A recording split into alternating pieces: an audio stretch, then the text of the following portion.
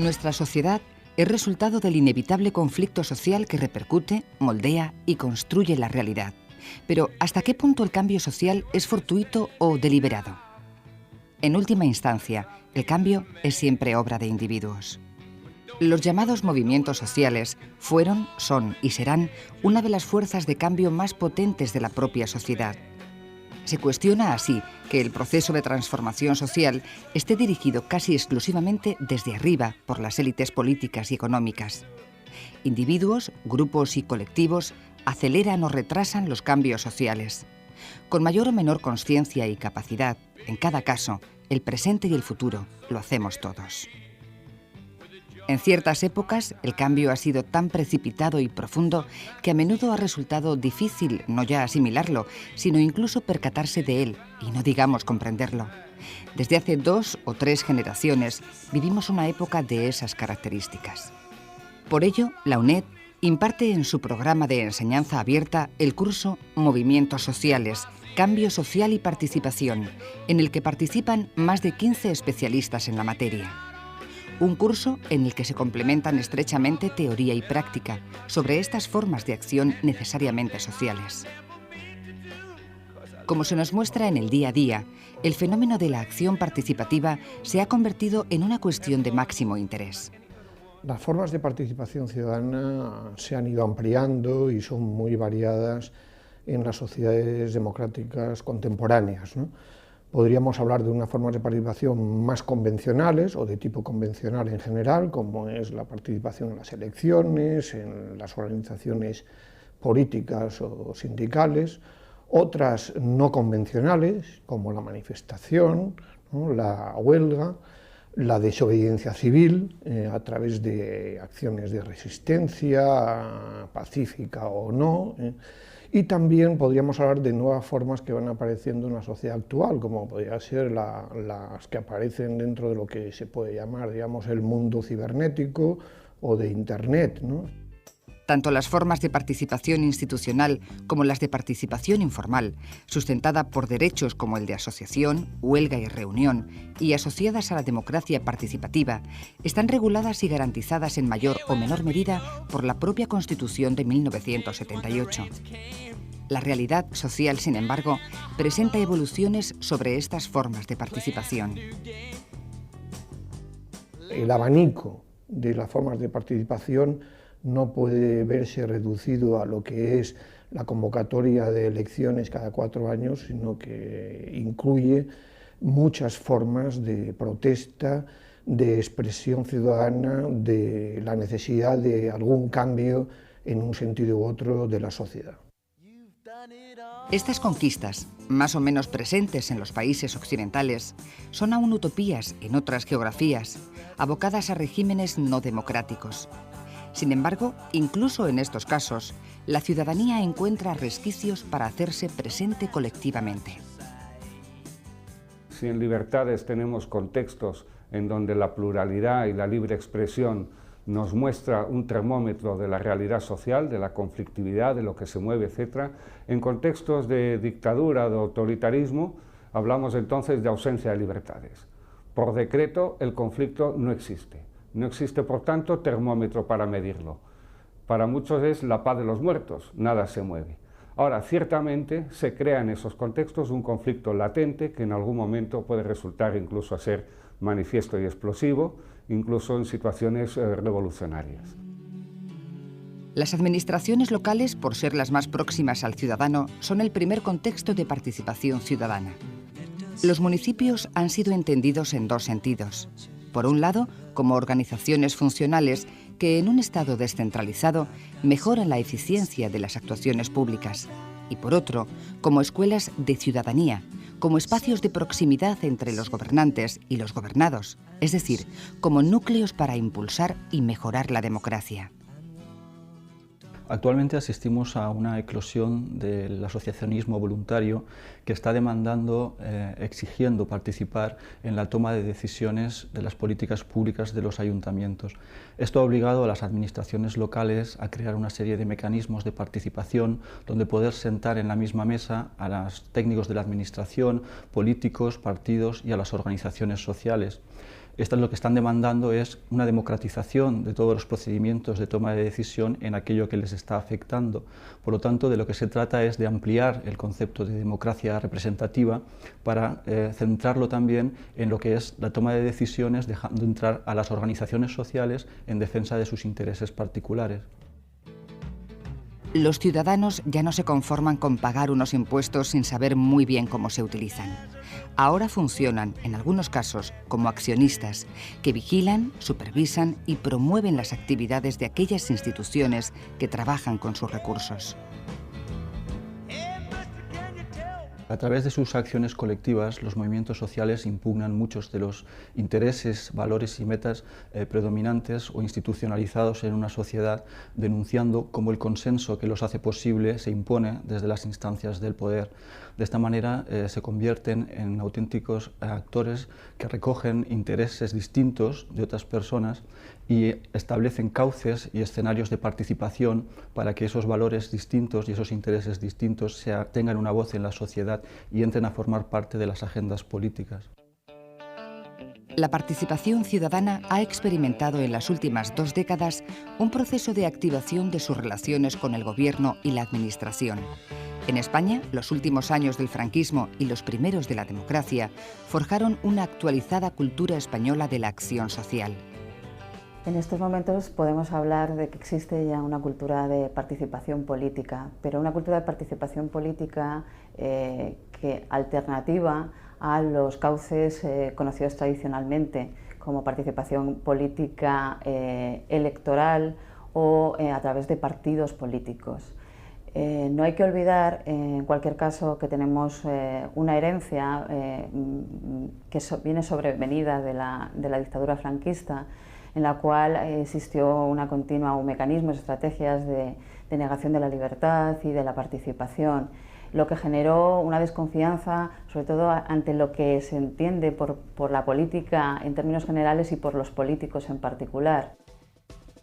Este nuevo activismo ha sido explicado a partir de la aparición de una ciudadanía culturalmente más preparada, de las ansias por encontrar vías alternativas de expresión participativa, por el creciente descontento de los ciudadanos respecto a las instituciones, a través de las oportunidades que ofrecen las nuevas tecnologías, o como el resultado de las exigencias de unos procesos decisionales cada vez más complejos. A partir de la transición se produce un afianzamiento, sobre todo actitudinal, en favor de los principios democráticos y que van a permitir que vayan surgiendo con el tiempo estos mecanismos alternativos de participación de la sociedad civil que se va a manifestar de una forma muy variada y que en la actualidad permite ya hablar de una identidad, de creación de identidades de movimientos sociales que están ya muy vertebrados. En estos momentos, por tanto, podemos decir que sí que existe en este país cultura de participación política. En el caso de la movilización de la guerra, contra la guerra, tiene su singularidad de que se trata de la primera protesta global mundial, en el sentido de que se celebran en más de 100 países 600 movilizaciones con una asistencia de en torno a 20 millones de personas. Es importante esa movilización y nos recuerda quizá otros 2 momentos históricos en donde la gente, la sociedad civil, ha salido masivamente a la calle con una voluntad de paz y ante momentos de riesgo. Me refiero, por ejemplo, a la movilización en repulsa del intento de golpe de Estado del 23F, en febrero del 81. Me refiero también a la movilización contra el terrorismo por el asesinato de Miguel Ángel Blanco en julio del 97.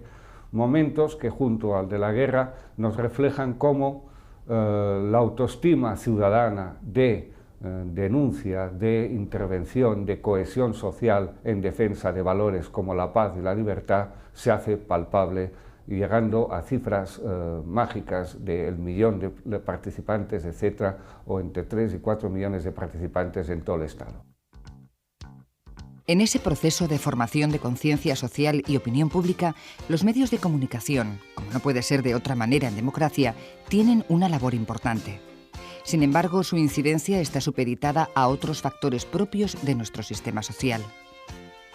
En momentos en los que no existe creada una opinión, temas que son prácticamente novedosos o vírgenes, podemos decir que en ese momento sí que los medios de comunicación tienen una influencia más directa, pero temas en los que hoy existen otros líderes de opinión, otros agentes que no son solamente los medios de comunicación, los que tienen esa información y la hacen llegar, existen ya, podemos hablar de mediatización por otros agentes para crear esa opinión. Las teorías más optimistas sitúan a la prensa como un cuarto poder en los sistemas democráticos. Un análisis más profundo del entramado social nos lleva a cuestionarnos ese potencial.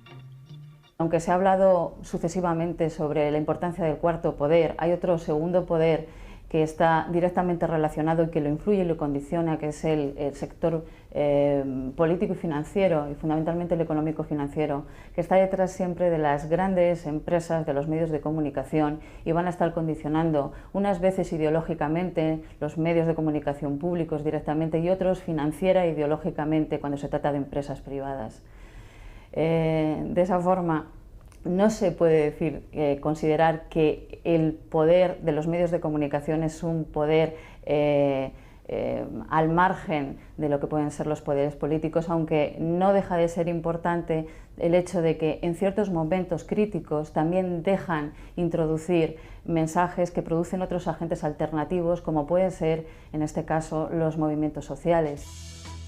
En la actualidad hay una relativa crisis de legitimidad de la democracia representativa. Esta actitud se concreta en actitudes de descontento y desconfianza hacia los representantes políticos en amplios sectores de la sociedad. Este desencuentro se manifiesta también como un cierto cuestionamiento de los procedimientos pautados normativamente, procedimientos que muchos consideran no válidos, insuficientes o presumiblemente mejorables, lo que afecta en mayor medida al corazón del sistema. Nunca como hasta ahora había habido tanta adhesión de las gentes al ideal democrático, pero al mismo tiempo hay una crisis de las democracias realmente existentes. Síntomas de ello son la abstención electoral, que aumenta en muchos países, el fenómeno de la corrupción de los políticos, que provoca un rechazo a la política en general y a los partidos, y todo eso, bueno, se ha definido con el término de desafección ciudadana a las instituciones realmente existentes. Pero ya digo, al mismo tiempo podríamos decir que se están extendiendo formas de democracia participativa, de acción colectiva, se desarrollan los movimientos sociales y, por lo tanto, lo que habría sería un desafío para reformular, redefinir la democracia con mayor razón en un contexto de globalización como el actual, en el que la interdependencia entre las sociedades y los pueblos es creciente. En España, el paradigma de la participación ciudadana en democracia lo podemos situar en la llamada transición. El ciclo de protesta vivido durante los años 1974-1977 es una demostración tanto de la fuerza alcanzada por este movimiento sindical como de esa politización en un momento en el que está en juego la continuidad o no de la dictadura. El ciudadano se puede hacer escuchar y participa en creciente sistema de libertades, siendo un ejemplo de ello el pujante movimiento vecinal de entonces, que reclama el freno a la carestía de la vida e infraestructuras básicas en sus barrios. Este es alguno de los rasgos distintivos de la transición española. Podríamos decir que el rasgo principal fue el rápido proceso de institucionalización que se dio a partir de la movilización de los años 75-77. En esos años hubo una gran protesta ciudadana, una notable presión a favor de un sistema democrático. Luego se llegó a un consenso entre sectores procedentes de la dictadura y otros de la oposición, estableciendo unas reglas del juego para ese nuevo sistema que condujeron muy pronto a la institucionalización de la mayoría de los movimientos sociales, que posteriormente provocaron incluso el fenómeno llamado desencanto, ¿no? Este yo creo que sí que es un rasgo que, bueno, que luego incluso se intentó presentar como modelo para otros países, pero que considero fue en detrimento de un mayor impulso por la democratización de nuestra sociedad. Sin duda, la conquista y la llegada de la democracia introdujo muchas novedades en la participación. Los derechos a expresarse, derecho de reunión, de manifestación, de sindicación, de libre asociación, etc. El derecho a voto, piénsese en la gran ilusión participativa que se dio en las elecciones de junio del 77, en donde se alcanzó una participación en torno al 83%, y mientras que en el año 2000 en las elecciones generales no llegó al 69%. Con lo cual el empuje de la movilización y el empuje del derecho y las ganas de hacerse oír fue muy importante. Ya en los años 80, la integración en la Comunidad Europea y la tendencia a aplicar el modelo del estado de bienestar y del neocorporativismo en nuestro país contribuyen a un nuevo panorama de la acción social y de sus actores. Un buen ejemplo es la homologación de los sindicatos españoles con los europeos, proceso que se inició tras los pactos de la Moncloa de octubre de 1977. En los inicios de la transición es evidente que el peso de los movimientos sociales recae sobre todo en el movimiento sindical y en el movimiento vecinal. No se nos oculta que son movimientos sociales muy politizados que sirven en un primer momento de plataforma de los partidos políticos, incluso todavía no legalizados. Por tanto, esos movimientos, conforme avanza la transición y se va institucionalizando los sindicatos y las elecciones municipales, hay un proceso de cooptación de líderes, etc., y un proceso ya de abandono, lógicamente, de la calle. No podemos olvidar los ciclos de movilización que se producen durante el periodo de 1983 a 1994, paralelamente al proceso de desindustrialización y de introducción de un nuevo modelo de organización de la producción y de flexibilización del mercado de trabajo. En esos años se producen varias huelgas generales contra determinadas medidas gubernamentales, relacionadas generalmente con reformas laborales o de las pensiones. Es a partir de los 80 en donde podemos hablar ya de un boom de otros movimientos sociales, un boom tardío en el caso del Estado español, en el sentido de que aparecen ya más especializaciones de movimientos en torno a temas o a inquietudes de identidad, etc. Por ejemplo, el movimiento feminista, el movimiento pacifista, etc. Por lo cual es a mediados de los 80 en donde vemos ya una riqueza de participación, de temas, de propuestas, unas corporativas, otras de carácter emancipador, unas sectoriales, unas más utópicas, otras más realistas. Pero es cuando se produce ese boom, una vez pasada la polarización inicial, izquierda-derecha, continuidad, inmovilismo, revolución, etcétera, que se mantenía abierta al principio de la transición. Los años 90 incorporan nuevas ideologías y motivaciones que sumar a la cultura genérica de los movimientos sociales en España. La voz de otros colectivos de distinta naturaleza se hace presente tanto en la calle como en las instituciones.